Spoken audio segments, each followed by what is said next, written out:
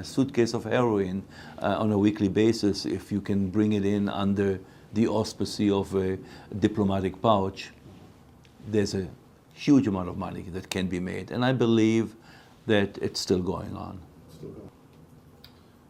Promis. Promis is an interesting, again... Who stole it? Did the Mossad steal it, or did... It's buddy steal it, or who built the back door? Did Michael Riconosciuto build the back door? Did the Mossad build the back door? No, I think I don't know the answer to it, but based on what I have heard from the owners of Promis, from the people I worked for them, and I did the investigation. It was clear that they designed a software that was superior to anything that was there at the time, and probably even today, the advanced Promis. What have happened with Promis is that it was contracted originally by the Justice Department for their U.S. Attorney's Office to manage hundreds and hundreds of cases at the same time. The CIA realized that this has other capabilities. They've taken that, they told the owners of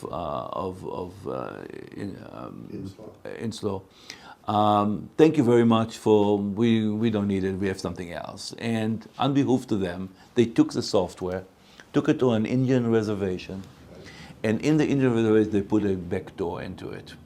Then they brought it back. Then Israel wanted to buy it. Israel couldn't afford it at the time. They stole it. Israel took it to Israel, and they realized, why don't we put a backdoor and peddle it to countries that we are the enemies and so on. You mean we got two backdoors, or just one backdoor? I don't know if it's two backdoor or it's the same backdoor, or the Israelis figured out there's a backdoor and we can use it and so on. But Israel became a vendor, a marketer for that to friendly countries and enemy countries who bought it. One of the stories is, and I'm again not sure that it's true, when we invaded Iraq the first time. If you remember the first wave of aircraft when they went to bomb Baghdad, there was silence, and the Iraqi Air Force radars went blank. So the whole mission went through without a loss of one aircraft.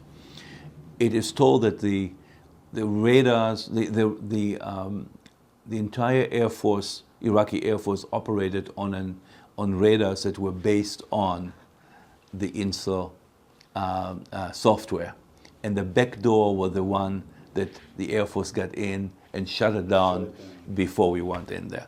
So if there was one good use of the back door, that was the one.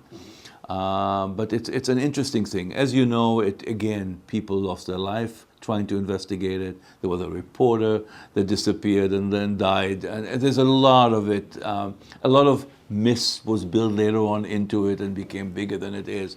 But what was clear, that there was a superior software that was taken by an intelligence agency. A backdoor was built into it, and it was sold to friendly countries and enemy countries, and to spy on them and see what they're using it for.